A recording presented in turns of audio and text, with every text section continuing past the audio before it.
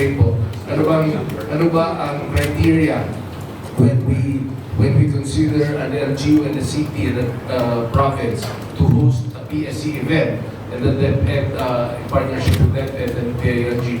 Importante ho, how involved is the city mayor or the governor? Very, very important. Yan rin ho ang iniisip natin when we do the regional training centers. Kasi kung may commitment po si mayor, siguradong mangyayari. Talagang mangyayari at mabilis na mangyayari. Gagaling na ho yan. Pero they don't have that competition. They don't have access to that competition. So, pag tinignan nyo lang po, and I just want to be very technical about this, pag tinignan nyo po kasi yung mga magagaling sa panahon ng pambansa, ito na po yung higher level na mga elementary at high school. Ibig sabihin, either 11, 12 years old na, o 16, 17 years old na.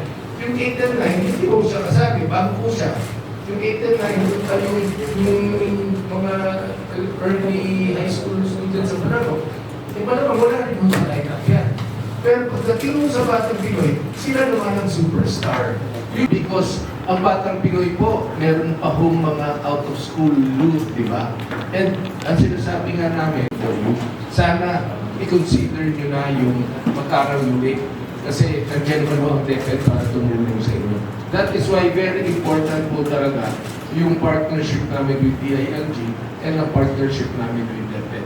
So yun lang muna po. You can ask me questions later on. Thank you very much. 15 years old. We have 30 sports this time. Last year we had 27 sports, tatatan po kami ng mga sports kami. At if you want to have a list of the sports, ang binatad namin here is baseball, golf, skateboarding, and of course bowling. Alam niyo kung bakit. And the lineup is a lineup of Romang Pasal Sports Program. Dadagdag yung bowling? Dadagdag yung bowling? Yes. Bakit po? Because bowling has given so much medals. And we want, since there's a bowling center in Bacolod, kaya isa sinama namin ang bowling.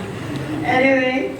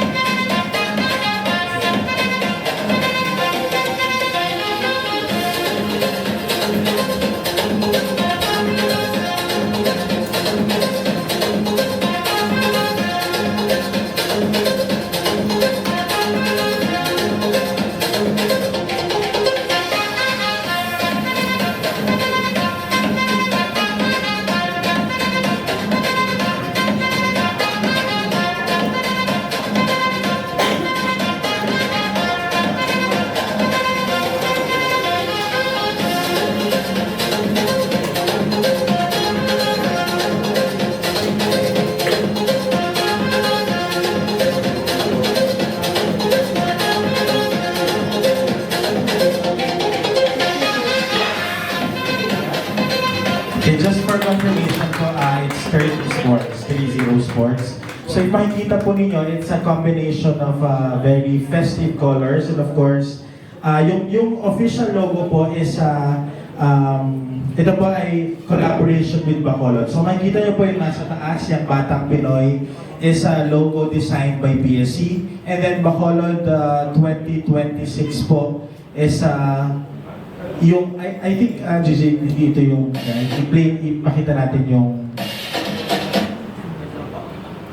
nasa dito. By December, Bacolod City is the venue for the Batang Pinoy. So on our part, our private sector is ready to support us, the restaurants, hotels, Airbnbs.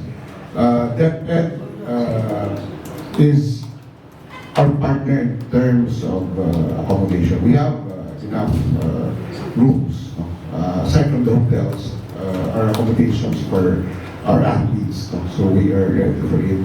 And I think together with the PSC also, we'll be launching a sports app to be used for Kabatang Pinoy 2026.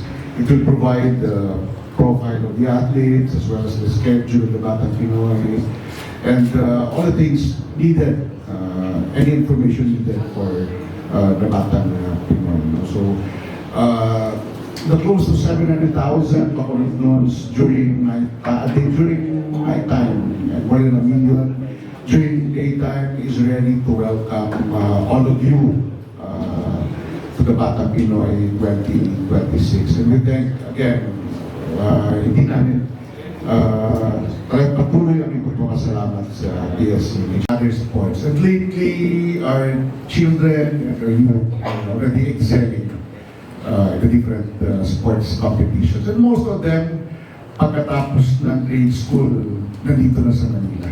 So, see you in Bacolod in December 2026. PSC, no? They're proposing for the PSC headquarters in a recently constructed activity center in one of the barangays in Mansilina. It's Mansilina Activity Center. It's also near Tato sa lahat ng taga-PSC. And we're very happy, blessed and humbled po to be here. Thank you. Thank you very much.